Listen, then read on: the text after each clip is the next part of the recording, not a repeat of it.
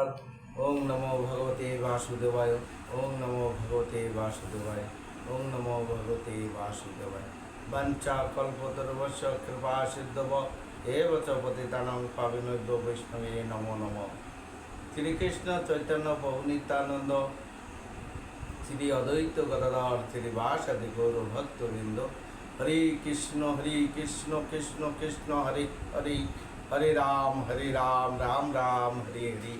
हरे कृष्ण कृष्ण कृष्ण हरे हरे, हरे राम राम राम हरे हरे। हरे कृष्ण कृष्ण कृष्ण हरे हरे, हरे राम राम हरे हरे। सर्व साधुगुरु वैष्णवेर चरणे जानाई आमार नमस्कार। आपनादेर चरणधुলি दिबेन मस्तके। आमार भगवान सम्बन्ध ज्ञान नहीं, भाषाओ जानी ना, आवाजो भालो नय, उच्चारणो भूल है। जेखाने जेरकम लागबे आपनारा संशोधन करे नेबेन और भूल त्रुटि क्षमा करे कृपा करबेन। जय श्री राधे, जय श्री कृष्ण।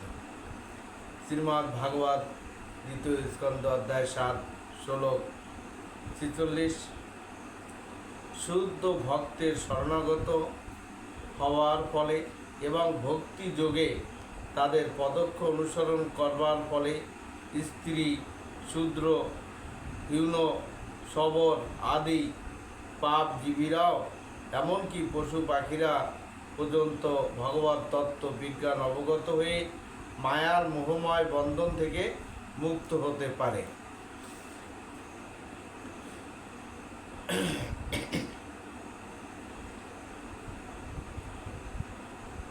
कखनो कखनो प्रश्न करा है किभाबे भगवानेर शरणागत हওয়া যায়।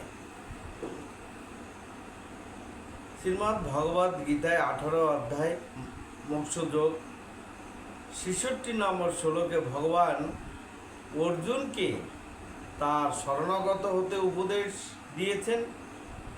যারা তা করতে চায় না তারা প্রশ্ন করে ভগবান কোথায় এবং কার কাছে তারা আত্মসমর্পণ করবে।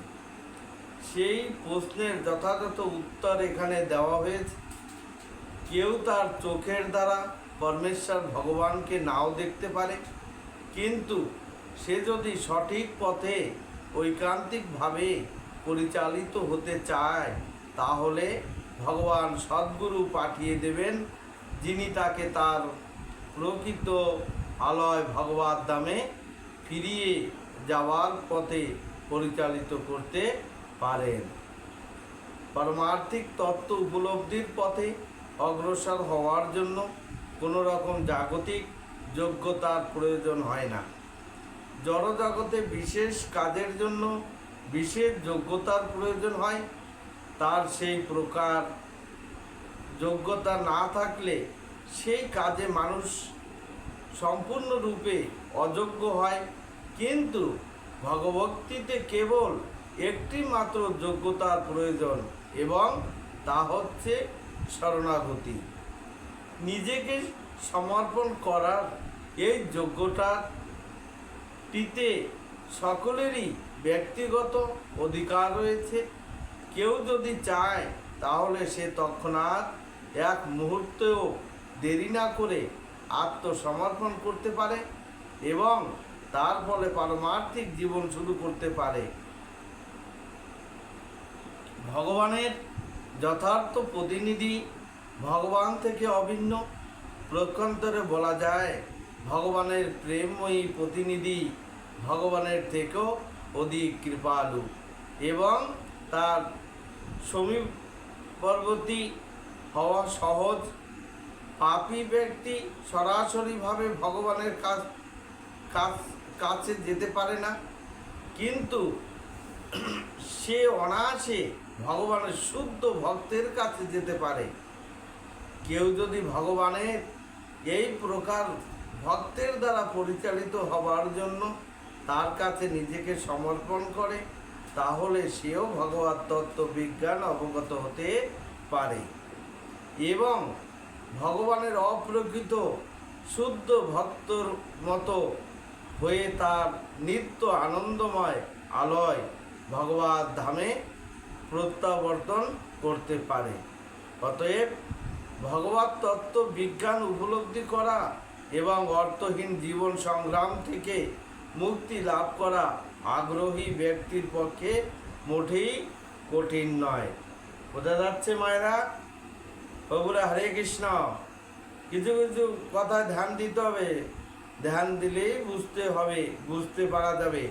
মন এদিক ওদিক চঞ্চল করলে কিন্তু বোঝা বড় কষ্ট। এ ভাগবত কথা, এই কথা কে বলছেন? ব্রহ্মাজি তার সন্তান নারদকে বুঝাচ্ছেন, তাকে নারদকে ঘটনাগুলি সব বলছেন। কিন্তু যারা শরণাগত না হয়ে ব্যর্থ জল্পনা কল্পনাই কেবল করে, তাদের পক্ষে তা অত্যন্ত কঠিন। তাই আমাদের এখানে কি বলেছে? ভগবদ গীতার মোক্ষ যোগে 66 শ্লোকে ভগবান অর্জুনকে তার শরণাগত হতে উপদেশ দিয়েছিলেন, তাই তো? তাই আমাদের সকলের কর্তব্য কি? ভগবান শ্রীকৃষ্ণের চরণে আত্মসমর্পণ করা। ভগবান শ্রীকৃষ্ণের চরণে আত্মসমর্পণ করলে আমাদের সকলের